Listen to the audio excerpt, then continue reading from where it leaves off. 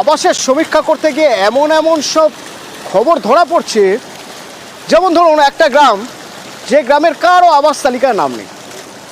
কেন নেই? খোঁজ খোঁজ খোঁজ খোঁজ এবার খুঁজতে গিয়ে দেখা যাচ্ছে, হিসেব বলছে যে ওই গ্রামগুলো, ওই গ্রামের প্রত্যেকের নাকি, মানে সরকারি খাতা অনুযায়ী প্রত্যেকের নাকি 5 একর করে জমি রয়েছে। যদি তাই হয়ে থাকে তাহলে তো আবাসের তালিকায় নাম উঠতে পারে না। তো এইরকম গ্রাম কটা আছে? শুধু পুরুলিয়াতেই এখনো পর্যন্ত এরকম 3টে গ্রামের হদিশ পাওয়া যাচ্ছে, যে গ্রামে কোনো আবাসের বাড়ি ঢুকবে না। তার কারণ তালিকা বলছে যে এই গ্রামের, এই 3টি গ্রামের প্রত্যেকটিতে, মানে প্রত্যেকটি গ্রামের এক একজনের কাছে 5 একর করে জমি রয়েছে। ইন্দ্র রয়েছেন আমার সঙ্গে সরাসরি। ইন্দ্র, তালিকা কি বলছে?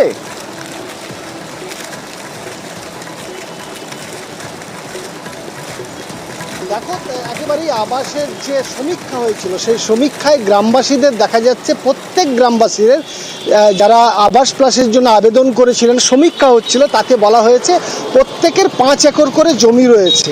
এবং এই কারণেই তালিকা থেকে বাদ চলে গেছে একেবারেই 3টি গ্রাম এবং এক গ্রামের মানুষ ক্ষোভে ফুঁসছে। তাদের অভিযোগ যে গ্রামের প্রত্যেকেরই 5 একর করে জমি যদি থাকে, সেই জমি একেবারেই এই 3টি গ্রাম মিলিয়ে নেই, এত জমিই নেই গ্রামে।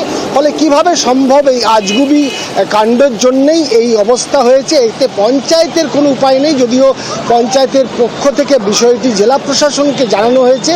জেলা প্রশাসন বিষয়টি দেখছে, যাতে এই যে সমস্যা হয়েছে 2021-এর যে সমীক্ষায় সমস্যা হয়েছে, সেইটা ঠিক করে যাতে উপভোক্তারা যারা যোগ্য রয়েছে তারা আবাসের বাড়ি পায়, সেই বিষয়ে তৎপর হয়েছে জেলা প্রশাসন। ধন্যবাদ। আমাদের যেগুলো ন্যায্য প্রাপ্যদার, তাদের মাটির ঘরে বসবাস কালেকশন করে মাটির ঘর করে দেওয়া হয়েছে, সেটাই কোনোরকম করে রিপেয়ারিং করে কোনোরকম কাল কাটাচ্ছে।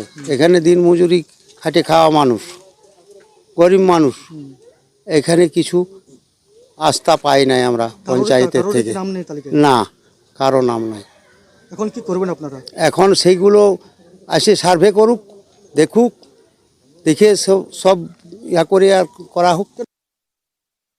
লাগদা গ্রামে একটা ঘটনা ঘটেছিল, লাগদা জিপিতে। আমরা হায়ার অথরিটির কাছে আগেও চিঠি করা হয়েছে এবং আমাদের কাছ থেকে বিষয়টি অফিসিয়ালি আমরা জানিয়েছি। গভর্নমেন্টের যে পোর্টাল, সেই পোর্টালে তাদের দেখানো হয়েছে যে 5 একর জমি আছে, সেচ সেবিত 2 ফসলি জমি, সেচ সেবিত 2 ফসলি জমি। এই জন্য তাদের নামগুলো বাদ চলে গেছে।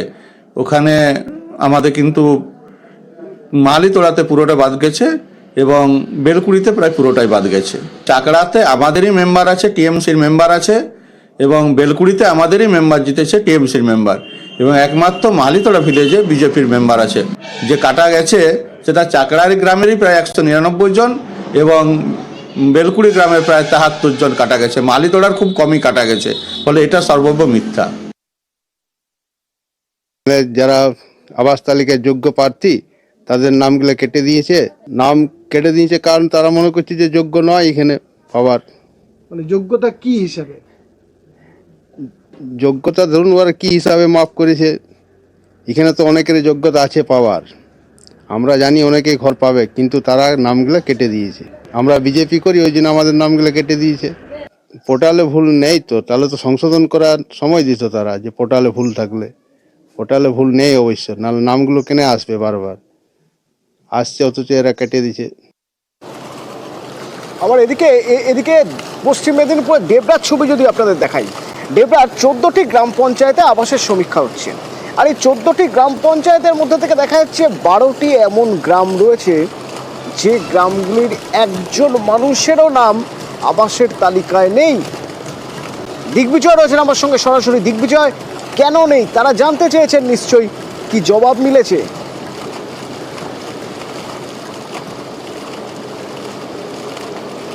দেখো, ইতিমধ্যে অতুলদা এই বিষয়ে জানতে চেয়েছে এবং এই বিষয়ে যে গ্রাম পঞ্চায়েতের প্রধান রয়েছে, 3 নম্বর গ্রাম পঞ্চায়েতের প্রধান, তারা কিন্তু বিডিওকে এবং জেলায় এই নিয়ে লিখিত অভিযোগও একটা জানিয়েছে।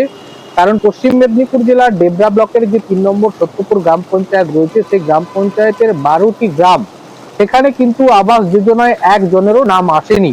তো কিন্তু সেখানে অনেকজন মানুষ রয়েছে যারা আমাদেরকে জানাচ্ছে যে তারা পাওয়ার যোগ্য, তাদের মাটির বাড়ি রয়েছে, জায়গা রয়েছে, সেক্ষেত্রেও কিন্তু কোনো নাম আসায় তারা কিন্তু যথেষ্ট রীতিমতো চিন্তিত এবং এলাকায় চাঞ্চল্য ছড়িয়েছে।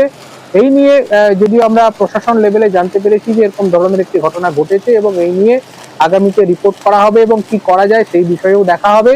দেবরা ব্লকের 3 নম্বর সত্যপুর গ্রাম পঞ্চায়েত ছাড়াও আরো বেশ কয়েকটি গ্রাম রয়েছে যেখানে কিন্তু আবাস যোজনায় একজনেরও নাম নেই। অতনুদা, ধন্যবাদ। পাঠানো হয়েছিল, নাম এসেনি। কোনো নামই আসেনি? না। কেন আসেনি কেন বলতে পারবো না, কিন্তু নাম আসেনি। ভালো করে সার্ভে করার কি আবেদন করবে? হ্যাঁ করবো, কেন করবো না। বাড়ি হয়নি? না। আবেদন করা হয়েছিল? হ্যাঁ আবেদন করা হয়েছিল, বাড়ি আসেনি। কোনো নামই আসেনি? না। কেন আসেনি কেন? কি জানি। নাম কি দেয়া হয়েছিল? হ্যাঁ দেওয়া হয়েছিল, একবার দিয়ে গেছে। আপনার কি বাড়ি পাওয়ার যোগ্য? হ্যাঁ। কি দিয়ে বাড়ি বানানো আপনাদের? আমাদের তো ছিটা বেড়া ঘর আর কি। তো এখানে আবাস যোজনার তালিকায় এসেছে 1200 লোকের নাম আসছে। এবারে পরবর্তীকালে যাদের আসেনি তাদের নাম বিডিও অফিসে জমা দেওয়ার জন্য বিডিও সাহেব বলেছেন। এখন আপাতত যেটা মেন মূলত সমস্যা, আমাদের 12টি মৌজা কোনো নাম নেই, পুরো ভিলেজ গুলোই মিসিং হয়ে গেছে, কোনো রকম ভাবে আবাস যোজনায় নাম নেই। তাতে খুব এলাকায় ক্ষোভের সৃষ্টি হচ্ছে। বিডিও সাহেবকে আমরা মেল করেছি যাতে দ্রুততর সহিত এইগুলো আবার সংশোধন হয়ে পুনরায় আবাস যোজনায় নাম আসে। শালবনী বাঁকিবাঁধ পঞ্চায়েত প্রধানের বিরুদ্ধে কাটমানি খাওয়ার অভিযোগ, আর এই অভিযোগ করে মানে একটা ভাইরাল ভিডিও প্রকাশ করে এই অভিযোগ করছে বিজেপি। কি রয়েছে ওই ভিডিও একবার দেখা যাক।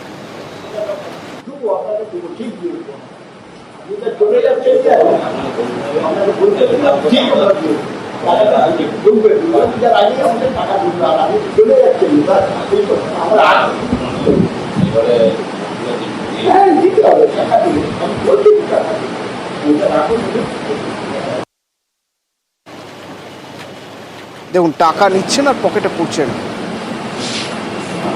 দেখতে পেলেন? আচ্ছা, এই ভিডিও প্রকাশ করে বিজেপি কি অভিযোগ করছে একবার শুনবো।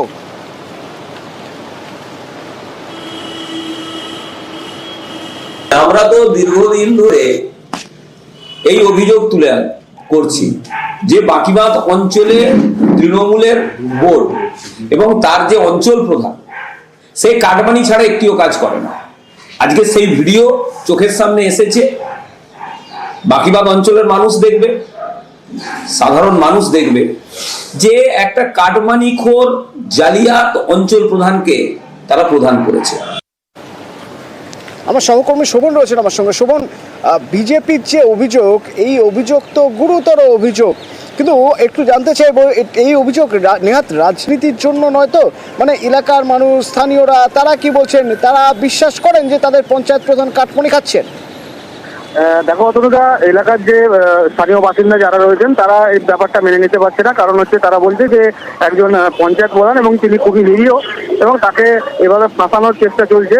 যদিও তৃণমূলের তরফে তৃণমূলের জেলা সভাপতি তিনি বলেছেন যে বিষয়টি খতিয়ে দেখা হবে, খতিয়ে দেখে যদি সত্যতা প্রমাণ হয় তাহলে কিন্তু ওই পঞ্চায়েত প্রধানের বিরুদ্ধে ব্যবস্থা গ্রহণ করা হবে।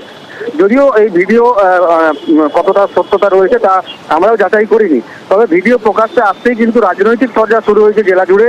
একদিকে যেমন বিজেপি অভিযোগ করেছে যে কাটমানির বিনিময়ে তৃণমূলের পঞ্চায়েত প্রধানেরা কাজ করছেন, সরকারি বিভিন্ন প্রকল্পের সুযোগ সুবিধা পাইয়ে দিচ্ছেন, এই অভিযোগ কিন্তু মানতে নারাজ তৃণমূল। আর পঞ্চায়েত প্রধান তিনি সম্পূর্ণ অস্বীকার করছেন। তিনি বলছেন তাকে বদনাম করার জন্য চক্রান্ত করা হয়েছে। এটা সম্পূর্ণ চক্রান্ত করে আমাকে।